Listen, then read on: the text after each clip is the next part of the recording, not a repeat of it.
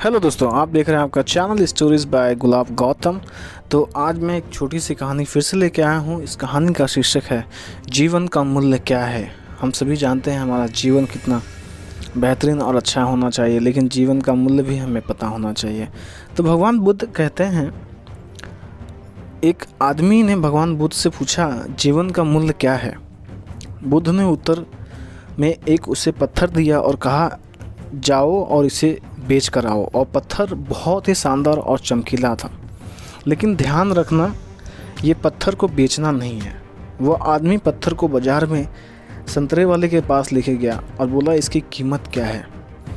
संतरे वाले ने बोला इसकी कीमत है 12 संतरे, आप ले जाओ। फिर आगे बढ़ते हुए उस आदमी ने चमकीले पत्थर को देखा और कहा इस एक बोरी ले जाओ आलू और इसे पत्थर को दे जाओ। आगे एक सुनार के पास पहुंचा और वो पत्थर दिखाया। उस सुनार ने उस पत्थर को देख 50 लाख में बेच देने को कहा। उसने मना कर दिया तो सुनार बोला करोड़ में दे दे और इसकी कीमत जो मांगेगा वह दे दूंगा। उस आदमी ने सुनार से कहा मेरे गुरु ने इसे बेचने से मना किया है। आगे हीरे वाले के एक जौहरी के पास गया, उसे पत्थर दिखाया। जौहरी ने जब उस बेशकीमती रूबी को देखा तो पहले उसने रूबी के पास एक लाल कपड़ा बिछाया, फिर उसी बेशकीमती रूबी की परिक्रमा लगाई और माथा टेका। फिर जौहरी बोला कहाँ से लाया है ये बेशकीमती रूबी? सारी कायनात सारी दुनिया को बेचकर भी इसकी कीमत नहीं लगा जा सकती, ये तो बेशकीमती है। वह आदमी हैरान होकर सीधा बुद्ध के पास पहुंचा, अपनी आप बीती बताई और बोला अब बताओ भगवान, मानवीय जीवन का मूल्य क्या है?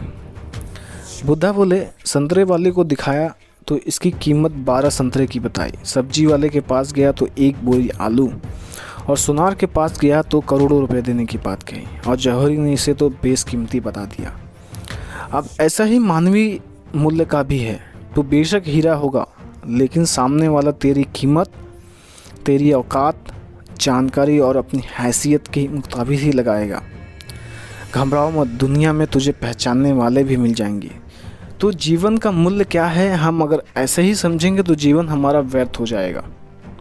हमें अपने हिसाब से चलना चाहिए। लोग अपने हिसाब से समझेंगे कि आपका जीवन कैसा है, आपसे कितना काम उन्हें पड़ता है और वो कितना प्रदान आपको कर सकते हैं, तभी आपका जीवन सर्वश्रेष्ठ हो सकता है। तो भगवान बुद्ध की ये कहानी कैसी लगी कमेंट में ज़रूर बताएं, और वीडियो देखने के लिए धन्यवाद। जय हिंद।